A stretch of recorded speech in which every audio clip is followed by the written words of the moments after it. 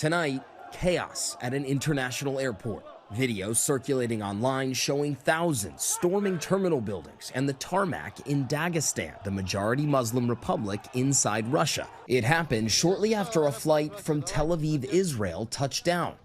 People swarming the plane chanting anti-Semitic slogans, preventing passengers from getting off. The chilling scenes come just as Israel's war with Hamas enters a new phase. Israeli tanks and troops storming positions in Gaza, with warplanes and howitzers relentlessly shelling targets.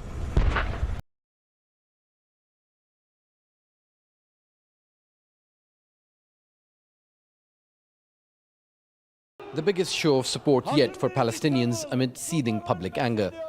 Turkey's president put the number of protesters in Istanbul at 1.5 million and offered his strongest rebuke yet of Israel's attacks on Gaza. Israel, you are an occupier. You are an organized gang. Israel is committing war crimes. The main culprit behind the massacre unfolding in Gaza is the West.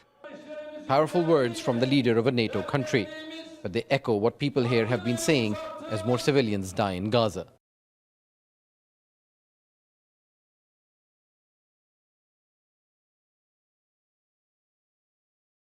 With a vision of common security and lasting peace, delegations from over 90 countries and international organizations discuss security matters in Beijing.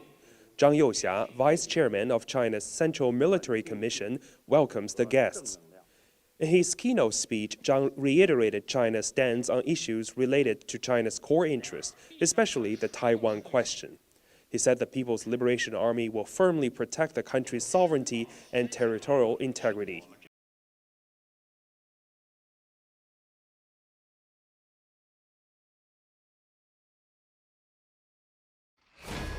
The United States and South Korea began major air exercises on Monday involving 130 warplanes from both the countries to simulate 24-hour wartime operations. The annual drills, called Vigilant Defense, will run until Friday, featuring variants of the F-35 stealth fighter from both the United States and South Korea, among other aircraft, South Korea's Air Force said.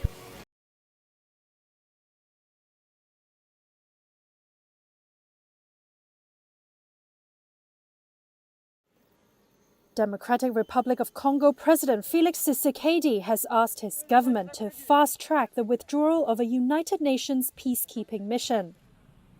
Speaking at the UN General Assembly on Wednesday, he said Congo wants to ensure the withdrawal begins at the end of the year.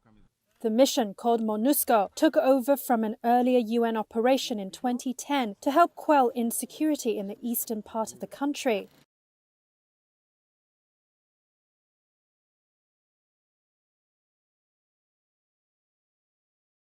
A passenger bus slammed into a parked vehicle on Saturday morning on a highway linking the Egyptian capital, Cairo, and the Mediterranean city of Alexandria, killing at least 32 people, authorities said. The multi-car pileup, which set some vehicles ablaze, left at least 63 others injured, the health ministry announced. Ambulances rushed to the scene of the crash on the Cairo-Alexandria Desert Road to transport the injured to nearby hospitals.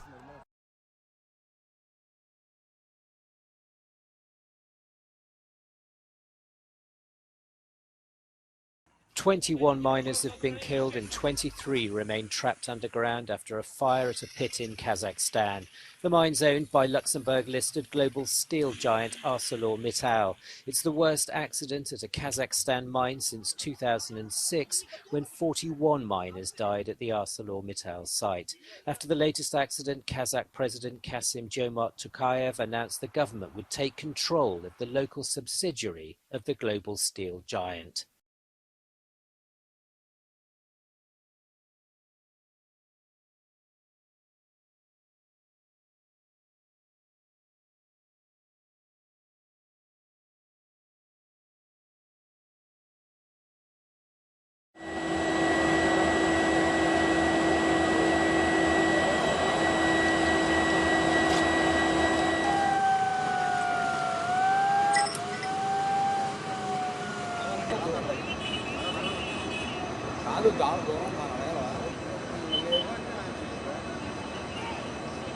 లేకపోతే